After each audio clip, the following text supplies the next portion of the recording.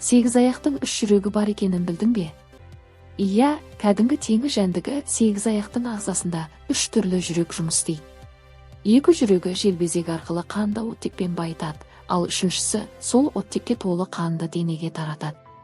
Ең қызығы, сегіз аяқ жүзіп жүрген кезде негізгі жүрек тоқтап қалады. Осы себептен олар ұзақ жүзуді ұнатпайды, көбіне жай қозғалып жүреді. Ал енді мынаған дайын бол, тарақан бассыз кемінде бір апта өмір сүре алады. Олар тыныс алуды ауызбен емес, денесіндегі кішкентай тесіктермен жүзеге асырады.